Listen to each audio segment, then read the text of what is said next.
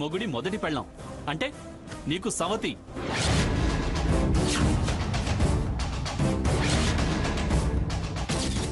ఆ విషయం మర్చిపోయావా? లేకపోతే ఆ శోభన్ బాబు గారు చెప్పారా వెళ్ళి శారదతో మాట్లాడు వాణిశ్రీ అని?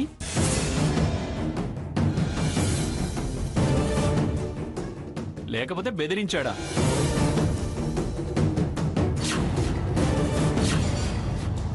ఆయన చెప్తే మాత్రం నీ బుద్ధి ఏమైంది? సాకేత్, ఏంటా మాటలు? తల్లి కొడుకులో మాట్లాడుకుంటున్నాం. మా ఇష్టం, నీకు అనవసరం. తల్లి అని గుర్తుందా? అది గుర్తుంటే ఇలాగైనా తల్లితో మాట్లాడే పద్ధతి? ఏంటండి? ఏంటి నాకు పద్ధతులు చెప్తున్నావా? నీకసలు పద్ధతి ఉందా?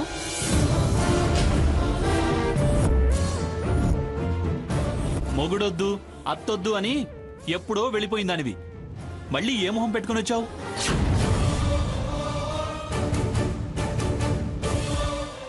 ఆ మంగమ్మ గారు నీకెవరూ గతి లేరని దయతలిచి నిన్నిక్కడికి తీసుకొచ్చింది.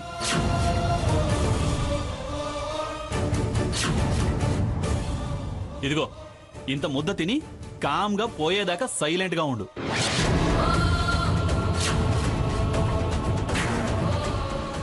అంతేకాని అనవసరంగా ఇన్వాల్వ్ కాకు.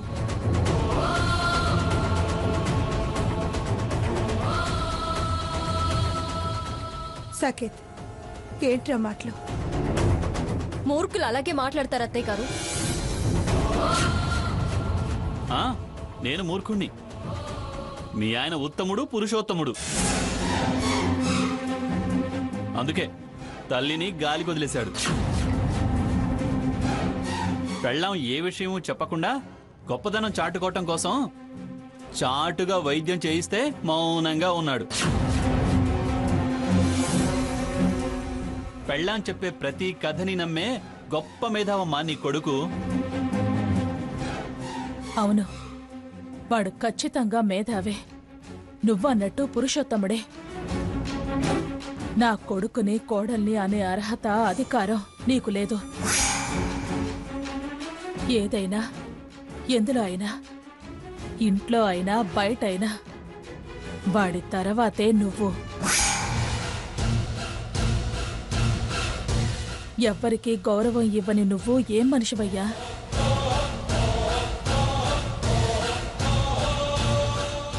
మనిషి గౌరవం పెరిగేలా ఎదగాలి, అంతేకాని గర్వం పెంచుకొని పెరగొద్దు. చాలే ఆపమ్మా నీ నీతి సూత్రాలు, సుభాషితాలు. నన్ననే అర్హత నీకెక్కడిది? వింటున్నావా? త్యాగం చేసి మంచిని కూడగట్టుకుందాం అనుకున్నావు, కరిగి కొంపలకు తెచ్చిపెట్టుకున్నావు. ఇలా నన్ను మాటలు అనిపించడానికేనా? అనామకులు నన్ను అంటుంటే నీకు సంతోషంగా ఉందా? లిమిట్స్ దాటి మాట్లాడకు సాకేత్. ఎవరు అనామకులు? అందరికన్నా ముందు ఇంట్లో హక్కు పొందిన మనిషి ఆవిడ. మాజీలకి హక్కులు రద్దవుతాయి. సాకేత్, నువ్వు వాళ్ళని మళ్ళీ అనిపించుకుంటున్నావురా? ఆవిడ పరిస్థితి తెలుసు కూడా నువ్వు ఇలా మాట్లాడడం న్యాయం కాదు. ఏంటి న్యాయం కాదు? ఏంటి న్యాయం కాదు? అప్పుడేమో నా కొడుకో గుర్తింపు కావాలి, రిసెప్షన్ పెట్టండి అంది. ఆ తర్వాత వరుసలు కావాలి, పిలుపులు కావాలి, ప్రేమలు కావాలి, ఆపేక్షలు కావాలి అంది. అన్నీ మెల్లిమెల్లిగా ఇన్స్టాల్మెంట్లో సంపాదించుకొని ఇప్పుడేమో నాకు మొగుడు కావాలి అంటూ రోగం వంక పెట్టుకుని తను దూరింది. అసలు ఆ జబ్బు నిజమో అబద్ధమో ఎవడికి తెలుసు? కావాలని ఎవరు లేని జబ్బు ఉందని చెప్పుకోరు. మనం చెప్పినా డాక్టర్లు వ్యాధి లేదే వైద్యం చేయరు కదా. వాడో వైద్యుడు, వాడిదో వైద్యం. సంబంధాలు స్ట్రాంగ్ కావాలని రాకపోకలకు వైద్యం వంక. సాకేత్, పిచ్చి పిచ్చిగా వాగకు. ఇంత జరిగా కూడా ఎందుకు ఇంకా అలా వంకర కూతలు కూస్తున్నావు? వారు చక్కని మాటలు ఎప్పుడు మాట్లాడారక్క? ఇప్పుడు మాట్లాడడానికి తమరి బాధ, ఉక్రోషం, అసహనం, చిరాకు వెనుకున్న అసలు కారణం చెప్తున్నా. అసలు లేదు కొసలు లేదు. నాకు మా అమ్మ చేసిన పని నచ్చక మాట్లాడుతున్నా. అయినా జన్మంతా అబద్ధాలేనా? ఎంతకాలం నిన్ను నువ్వు మోసం చేసుకుంటూ ఇలా నాటకాలు ఆడతావు? ఏంటి స్వర్ణ, వీడి చిరాక్కి కారణం ఏంటి? చెప్పాను కదా అత్తయ్య గారు, వీరు ప్రణయ దేవత అనుకొని ఎవరి పిచ్చిలో పడి ప్రపంచాన్ని మర్చిపోయి మంచి చెడు వదిలేసి వాళ్ళింటి చుట్టూ ప్రదక్షిణాలు చేస్తున్నాడు.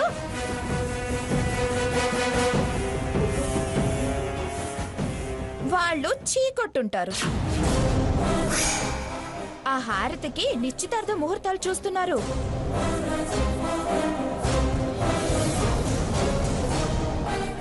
అది భరించలేకే ఇక్కడికొచ్చి మన మీద చిందులేస్తున్నాడు. అబద్ధం.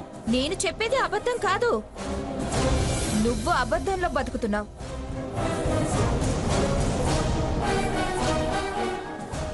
దబాయిస్తే నిజం అబద్ధం కాదు.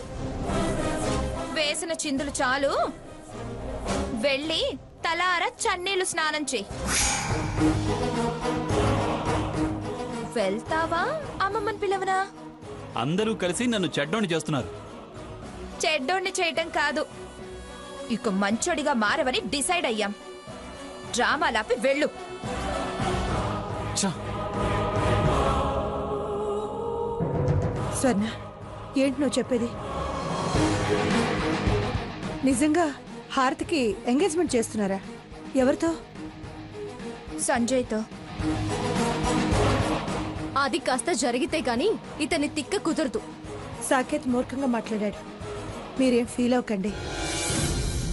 మూర్ఖుడని మీరే అంటున్నారు. ఎందుకు ఫీల్ అవటం? అతని ప్రవర్తన నాకేం తెలియంది కాదుగా. అత్తయ్య గారు కూర్చోండి.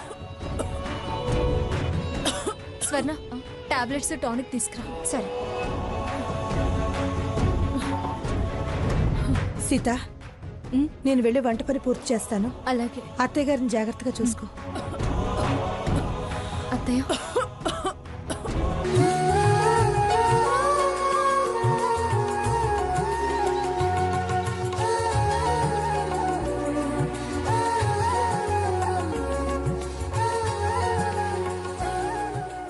Very very happy anniversary Anand. అన్నీ తెలిసి హ్యాపీ యానివర్సరీ అని ఎలా అంటావు నాన్న? ఎందుకనకూడదురా? మనిషి దూరం అవ్వచ్చేమో గాని జ్ఞాపకాలు దగ్గరగానే ఉంటాయిగా. ఏం దగ్గరో ఏమో, నాకు చాలా బాధగా ఉంది తాతయ్య. దూరంగా ఉన్నన్నాళ్ళు క్షేమంగా ఉండాలని కోరుకున్నాను. ఇవాళ దగ్గరైంది, కానీ దక్కించుకోలేకపోతున్నానని బాధగా ఉంది. మనమేం చేయగలంరా? ఎవరికేం దక్కాలనో ఎంత దక్కాలనో అంతే దక్కుతుంది. తాతయ్య, ఏమైందిరా? నాకు చాలా బాధగా ఉంది తాతయ్య. నాకు అలాగే ఉంది, కానీ నేను ఎవరికి చెప్పుకోను. కాస్త వెనక ముందు తప్పదు కదా. తెలియకుండా ఉంటే అదొక్కం, కానీ ఇలా అని తెలిసాక చాలా కష్టంగా ఉంది. అందరికంటే ముందే తెలిసింది శారదకేరా. తనే ధైర్యంగా ఉంది. శారద కొడుకు అయి ఉండి ఇలా అయితే ఎలారా? తనను సంతోషంగా ఉంచటం మనందరి బాధ్యతరా. సరే తాతయ్య, అమ్మ రెడీ అయిందేమో చూసొస్తాను.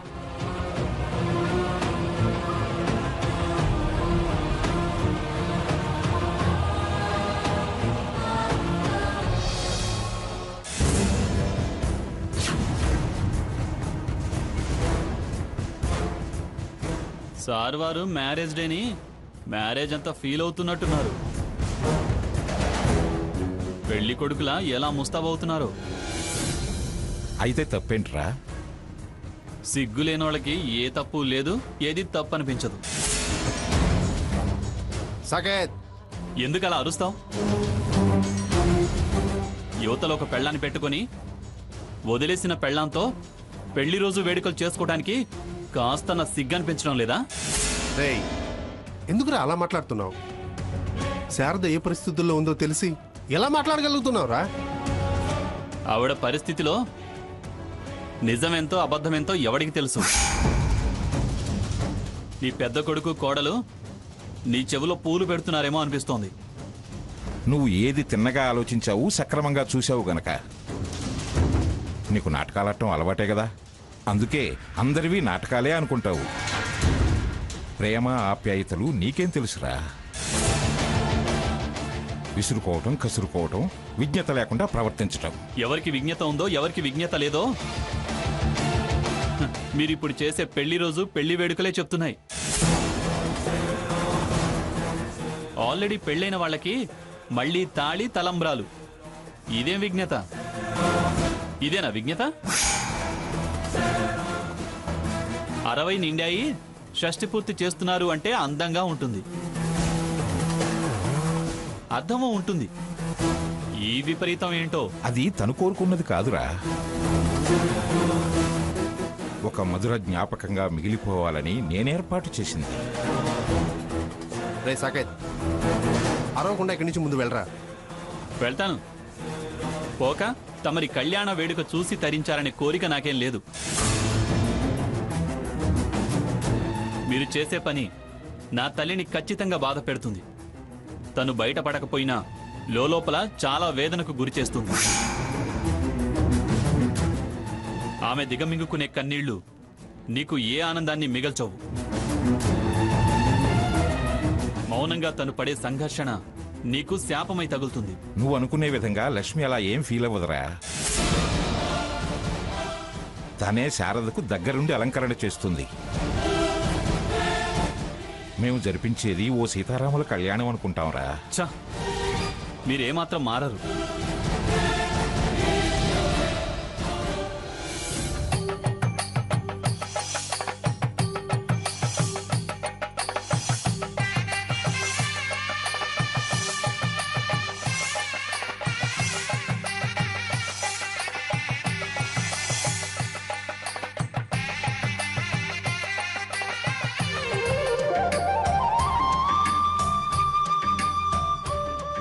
నాన్న, టైం అవుతుంది, రండి. అమ్మా, అందరూ రెడీ అయ్యారా? అందరూ రెడీగానే ఉన్నారు. లక్ష్మి, సీత, లక్ష్మి, శారదను తీసుకురండి. ఏమండి, ఆ, త్వరగా వచ్చేయండి. వస్తున్నాం వస్తున్నాం. పదరా, టైం అవుతుంది.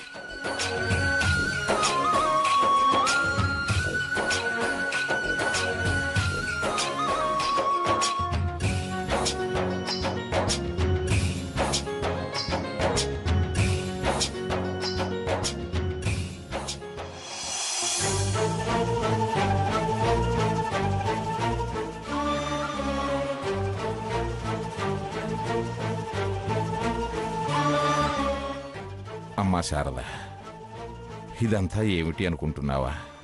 వీడు నీ కోసం తెచ్చిన చీర చూస్తూ అమ్మ పెళ్లి రోజు కోసం తెచ్చాను తాతయ్య అన్నాడు. ఫంక్షన్ గ్రాండ్గా చేయాలి అంటే ఫంక్షన్ ఏమిట్రా, పెళ్లిలాగానే చేద్దాము అని ఇదంతా ఏర్పాటు చేశాను.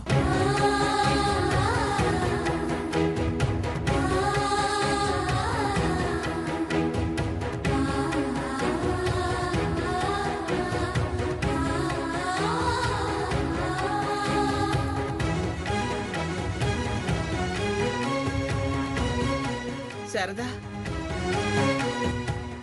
తప్పమ్మా, పెళ్లి కూతురు కంటతడి పెట్టకూడదు.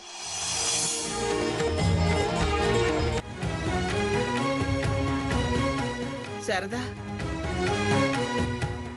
తప్పమ్మా, పెళ్లి కూతురు కంటతడి పెట్టకూడదు.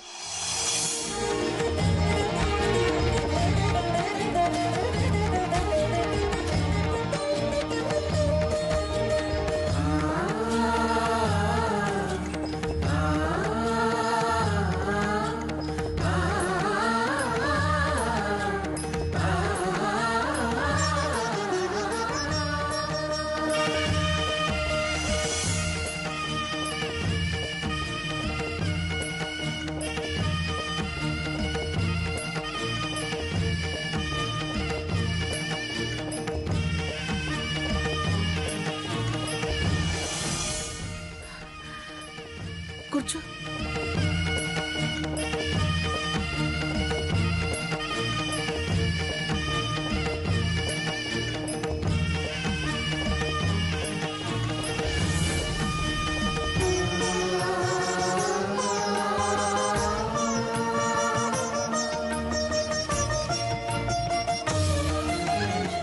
పంతులు గారు మీరు కానివ్వండి.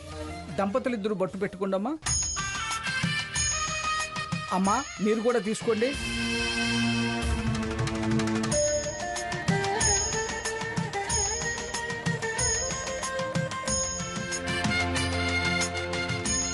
ఓం శుక్లాంబరధరం విష్ణు శశివర్ణం చతుర్భుజం ప్రసన్నవదన ధ్యాయే సర్వవిఘ్నోపశాంతయే అగజానన పద్మార్కం గజానన మహర్నిశం అనేకదంతం భక్తానాం ఏకదంతం ఉపాస్మహే. ఓం గణానాం త్వా గణపతిగుం హవామహే కవిం కవీనా ముహ్మశ్రవస్తవం జ్యేష్ఠరాజం బ్రాహ్మణస్పదః ఆనస్వన్నోతిభిः సేదసాదనం. ఓం మహాగణాధిపతయే నమః. ఆగమార్థాంతు దేవానాం గమనార్థంతు రక్షసాం గురుకంఠారవం తత్ర దేవతాహ్వాన లాంఛనం.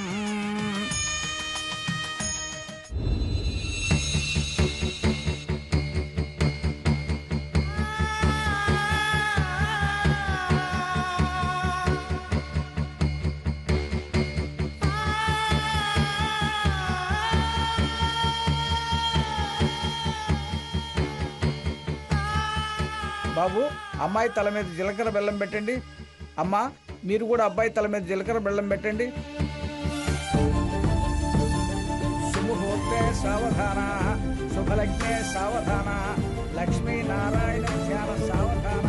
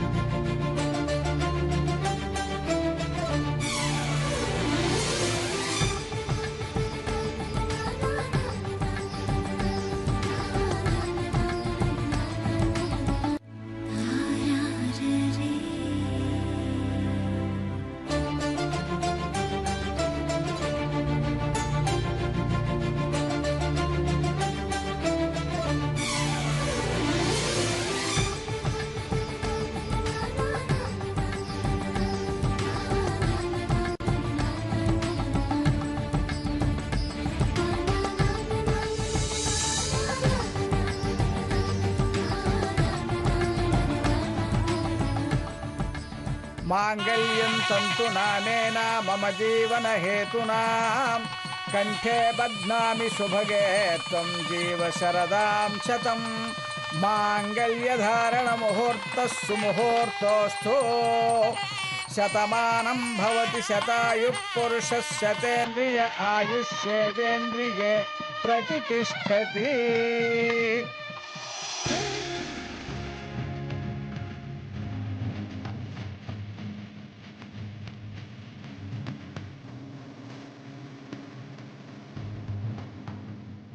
అమ్మా అక్షంతలు వేసి ఆశీర్వదించండి.